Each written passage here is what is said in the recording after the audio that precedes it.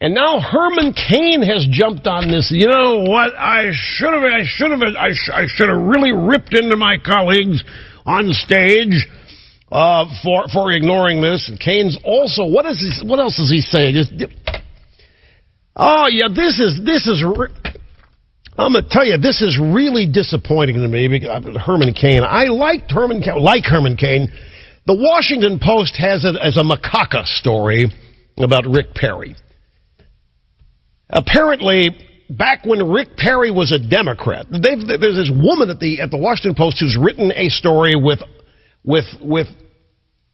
in traditional journalism, it wouldn't even pass the first review by an editor.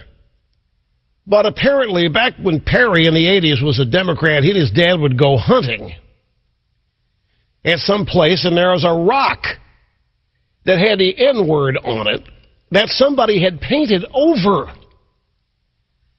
Somebody had painted over. The Perrys didn't like it, and they turned the rock over so nobody could see it. Giving it a short Cliff Notes version here. And when they what? Yeah, when they started leasing it themselves, they painted it over, and then they turned the rock over. They didn't like the word, the N-word, something about this whole place. And now they were trying to write a story here that the Perrys loved going to the place because it did use the N-word. It's 180 degrees out of phase. They're trying to say that Perry's are racist, and Herman Cain has jumped in and basically joined that chorus. And this is absurd. It is absurd. They painted over it. They tried to, when they leased it, they tried to paint over it and cover it up, and then they eventually turned it over so that people wouldn't see. And I think Perry, back when this happened in the 80s, was a Democrat. And I just, it's fascinating. This is, I told you last week, 2 weeks ago, that I had a revelation. For 23 years, I've been entertaining calls from frustrated members of this audience. Rush, why don't the Republicans say X? Rush, why don't the Republicans do that? Rush, how come the Republicans always do that? Why don't they? What? And I've always said, why are you asking me? I can't explain it. I don't know.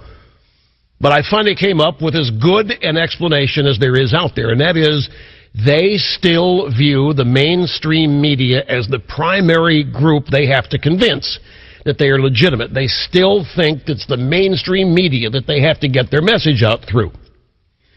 And this is evidence of what I mean. So here you have the Washington Post with an unsupported non-story. And here comes Herman Cain piggybacking on it, trying to capitalize on it, essentially letting the mainstream media, in this case the Washington Post, set the narrative.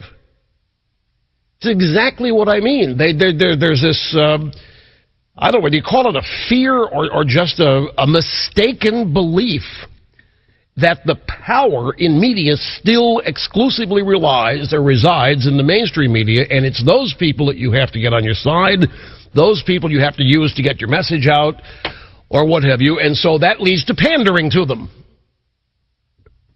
Cain is doing it in this case. The Republican leadership, both the House and Senate, renowned for doing it throughout all of our lives. Even some Republican presidents have done so. There are no on-the-record sources for this. Cain's out there saying that Perry's rock stuff was insensitive. Perry and his dad tried to cover it up.